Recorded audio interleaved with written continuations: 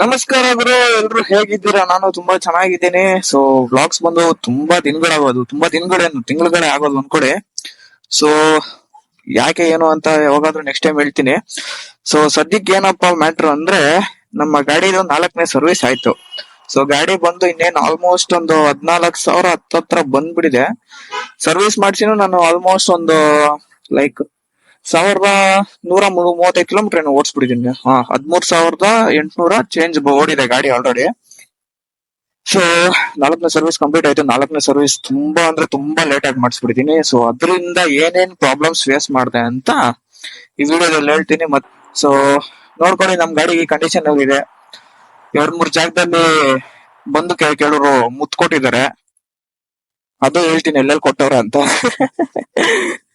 So ಬನ್ನಿ, ಗಾಡಿ ಓಡಿಸ್ತಾ ಹೇಳ್ತೀನಿ. ಫೋರ್ತ್ ಸರ್ವಿಸ್ ಬಿಲ್ ಎಷ್ಟಾಯ್ತು, ಮತ್ತೆ ಮೇಂಟೆನೆನ್ಸ್ ಗೆ ಏನೇನ್ ಚೇಂಜಸ್ ಮಾಡ್ಸಿದೀನಿ ಅದೆಲ್ಲ ಹೇಳ್ತೀನಿ. ಸೊ ಬಿಲ್ ಬಂದು ನನಗೆ 5K ಮೇಲೆ ಆಯ್ತು. ಸೊ ಟೋಟಲ್ ಬಿಲ್ ಆಮೇಲೆ ಹೇಳ್ತೀನಿ. ಸೊ 5K ಏನಕ್ಕೆ ಆಯ್ತು ಅಂದ್ರೆ, 4 ಸರ್ವಿಸ್ ಸತಿ ನಂದು ಪೇಡ್ ಬಿದ್ಬಿಡ್ತು. ತುಂಬಾ ಲೇಟ್ ಮತ್ತೆ ಗಾಡಿ ಜಾಸ್ತಿ ಓಡಿರೋದಕ್ಕೆ ಪೇಡ್ ಸರ್ವಿಸ್ ಮಾಡಿಸ್ಕೊಬಿಟ್ರು. ಸರಿ ಆಯ್ತು, ಏನು ಮಾಡಕ್ಕಾಗಲ್ಲ, ನಂದೇ ತಪ್ಪಿರೋದು, ಮಾಡ್ಬಿಡಪ್ಪ 4 ಸರ್ವಿಸ್ ಪರವಾಗಿಲ್ಲ, ಪೇಡ್ ಸರ್ವಿಸ್ ಮಾಡು ಅಂತ 4 ಸರ್ವಿಸ್ ಪೇಡೇ ಮಾಡಿಸ್ಬಿಟ್ಟೆ. ಸೊ 4 ಸರ್ವಿಸ್ ಪೇಡ್ ಬಿಲ್ ಬಂದು ನನಗೆ, ಅಯ್ಯೋ, 4 ಸರ್ವಿಸ್ ಪೇಡ್ ಬಿಲ್ ಬಂದು ನನಗೆ ಆಲ್ಮೋಸ್ಟ್ 3,500 ಚೇಂಜ್ ಏನೋ ಬಿತ್ತು. ಓಕೆ, 3,500 ಚೇಂಜ್ ಏನಕ್ಕೆ ಬಿತ್ತು ಅಂದ್ರೆ, ಫ್ರಂಟ್ ಬ್ರೇಕ್ ಪ್ಯಾಡ್ ಚೇಂಜ್ ಮಾಡಿಸಿದೆ. ಅದು ಶೋರೂಮ್ ಹಾಕ್ಸಿದೀನಿ. ಶೋರೂಮ್ ಅಲ್ಲೇ ಹಾಕ್ಸಿದ್ರೆ ಆ ಬ್ರೇಕ್ ಪ್ಯಾಡ್ ಬಂದು 400 ಚೇಂಜ್, 400 ಅನ್ಸುತ್ತೆ ಫ್ರಂಟ್ ಬ್ರೇಕ್ ಪ್ಯಾಡ್. ಟೋಟಲ್ ನನಗೆ brake pads plus service, front to back brake pads service ಎಲ್ಲ ಸೇರಿ ನನಗೆ, ಮತ್ತೆ ವೈಸರ್ ಇದೊಂದು 350 ಸಮಥಿಂಗ್ ಏನೋ ಬಿತ್ತು. ಸೊ ಇದು ಎಲ್ಲ ಸೇರಿ ಆಲ್ಮೋಸ್ಟ್ ಒಂದು 5,000 ಚೇಂಜ್ ಆಯ್ತು.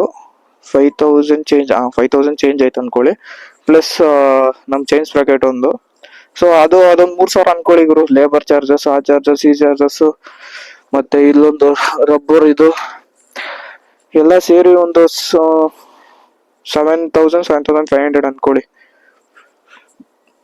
ಇದೆಲ್ಲ ಏನಕ್ಕಪ್ಪ ಆಗಿದ್ದಂದ್ರೆ, ಗಾಡಿ ಕರೆಕ್ಟ್ ಟೈಮ್ಗೆ ಸರ್ವಿಸ್ ಮಾಡಿಸ್ದೀರಾ, ಇಷ್ಟೊಂದು ಬಿಲ್ ಆಗಿರೋದು ಇದಕ್ಕೆ.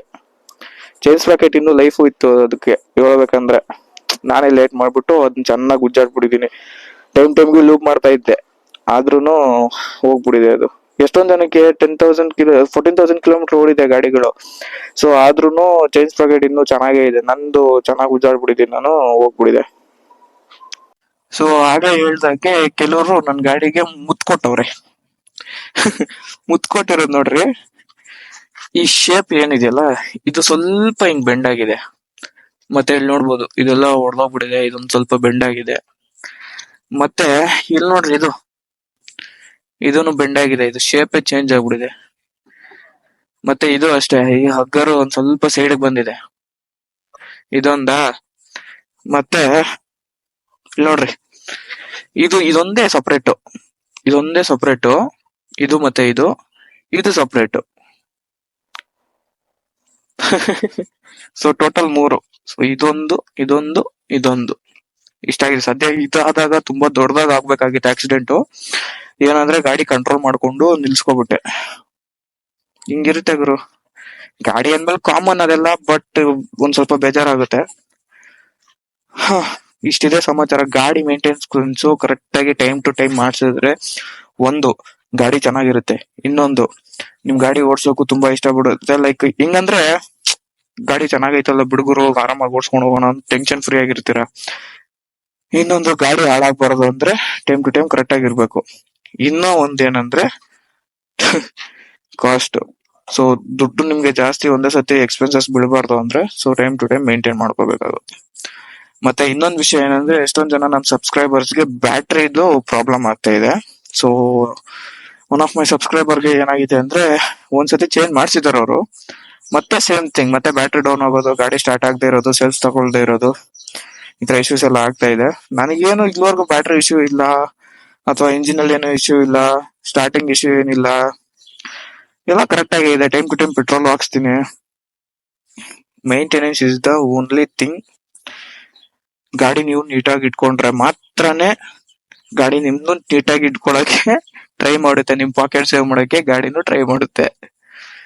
ಇಲ್ಲ ಅಂದ್ರೆ ಸುಮ್ನೆ ನನ್ ಕೈಯಲ್ಲಿ ಗಾಡಿ ಐತೆ, ನಾನು ಆರಾಮಾಗಿ ಗುಜ್ಜಾಡ್ಕೊಂತೀನಿ, ಓಡಾಡ್ಕೊಂತೀನಿ, ಹೆಂಗಾದ್ರು ಮಾಡಿಸ್ತೀನಿ, ಇವಾಗ ಮಾಡಿಸ್ತೀನಿ, ನಾಳೆ ಮಾಡಿಸ್ತೀನಿ ಅಂದ್ರೆ ನನ್ ತರನೇ ಆಗೋದು. 7-7.5 ಸಾವಿರ ಒಂದೇ ಸತಿ ಬಿಲ್ಲು. ಏನ್ ಮಾಡೋದು ಒಂದೇ ಸತಿ ಬಿದ್ರೆ? ಹೆಂಗೆ? ಗಾಡಿ ಟೈಮ್ ಟು ಟೈಮ್ ಸರ್ವಿಸ್ ಮಾಡ್ಕೊಳ್ರಿ. ನಮ್ ಎಂಟಿ ಬೈಕ್ ಗಳೆಲ್ಲ ಹೆಂಗಂದ್ರೆ ಚಿಂದಿ ಗಾಡಿಗಳು, ಪಾಪ ಎಲ್ಲೂ ಕೈ ಕೊಡೋದು ಇಲ್ಲ. ನನಗೆ ಇಲ್ಲಿವರೆಗೂ ಒಂದು ಜಾಗದಲ್ಲೂ ಕೈ ಕೊಟ್ಟಿಲ್ಲ ಗುರು. ಸೊ ಇಷ್ಟೆಲ್ಲ ಇದೆ ಗುರು ಗಾಡಿಯಲ್ಲಿ issues. So time to time service ಮಾಡ್ಕೊಳ್ಳಿ, ಟೈಮ್ ಟು ಟೈಮ್ ಲ್ಯೂಬ್ ಮಾಡ್ಕೊಳ್ಳಿ. ಲ್ಯೂಬಿಂಗ್ ಮಾಡ್ಕೊಳ್ಳೋದು ಕೂಡ ತುಂಬಾ ಇಂಪಾರ್ಟೆಂಟ್ ಆಗುತ್ತೆ ಚೈನ್ ಲೈಫ್ಗೋಸ್ಕರ. ಸೊ ನಾನು ಈ ಬ್ರಾಸ್ ಚೈನ್ ಏನಕ್ಕಪ್ಪ ಹಾಕ್ಸಿದಂದ್ರೆ ಲೈಫ್ ಚೆನ್ನಾಗಿ ಬರುತ್ತೆ ಅಂತ. ಪರ್ಫಾರ್ಮೆನ್ಸ್ ಏನಿಲ್ಲ, ಪರ್ಫಾರ್ಮೆನ್ಸ್ ಅದೇ ಪರ್ಫಾರ್ಮೆನ್ಸ್ ಇರುತ್ತೆ ಬ್ರಾಸ್ ಚೈನ್ ಅಲ್ಲಿ. ಏನಂದ್ರೆ ಒಂದ್ ಸ್ವಲ್ಪ ಎಫಿಷಿಯನ್ಸಿ ಇರ್ಲಿ ಅಂತ ಅಷ್ಟೇ. ಮತ್ತೆ ಸೌಂಡ್ ಸಖತ್ತಾಗಿದೆ, ನನಗೆ ಸೌಂಡ್ ಇಷ್ಟ ಆಯ್ತಾ ಚೈನ್ದು. ಸೊ ಖಾಲಿ ಹೆಲ್ಮೆಟ್ ಹಾಕ್ಸ್ಕೊಂಡ್ರೆ ಕೇಳ್ಸಲ್ಲ, ಖಾಲಿ ಯಾವಾಗಾದ್ರೂ ಒಂದ್ ಸ್ವಲ್ಪ ದೂರ ಓಡಿಸಿದಾಗ ನೋಡಿದ್ದೀನಿ, ಚೈನ್ ಸೌಂಡ್ ಮಾತ್ರ ಒಂಥರ ತಣ್ಣಗ್ ಬರುತ್ತೆ ಕಿವಿಗೆ. ಅದು ತುಂಬಾ ಇಷ್ಟ ಆಯ್ತು ಚೈನ್ ಸೌಂಡ್ ಬ್ರಾಸ್ ಹಾಕ್ಸ್ದಾಗಿಂದ.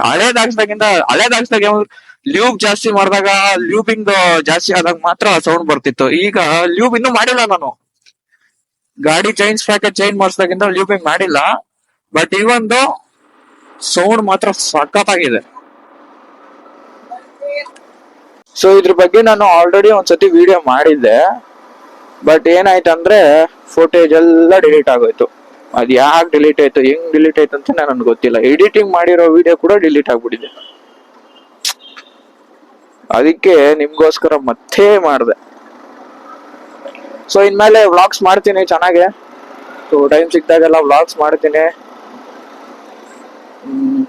ಬನ್ನಿ. ಸೊ ಇನ್ನು ಏನಾದ್ರು ನಿಮ್ಗೆ ಡೌಟ್ಸ್ ಹತ್ರ ಏನಾದ್ರು ಇದ್ರೆ ಒಂದು ಕಮೆಂಟ್ ಸೆಕ್ಷನ್ ಅಲ್ಲಿ ತಿಳಿಸ್ರಿ, ಟ್ರೈ ಮಾಡೋಣ ಸಾರ್ಟ್ ಔಟ್ ಮಾಡಕ್ಕೆ. ಸೊ ನೆಕ್ಸ್ಟ್ ವಿಡಿಯೋದಲ್ಲಿ ಸಿಗೋವರೆಗೂ ಈ ವಿಡಿಯೋ ನೋಡ್ತಾ ಇರ್ರಿ. ಸೊ ಹಂಗೆ ನಿಮ್ ಫ್ರೆಂಡ್ಸ್ಗೆಲ್ಲ ಶೇರ್ ಮಾಡ್ರಿ. ಸೊ ನೆಕ್ಸ್ಟ್ ವಿಡಿಯೋದಲ್ಲಿ ಸಿಗೋಣ. Until then tata, bye bye, see you.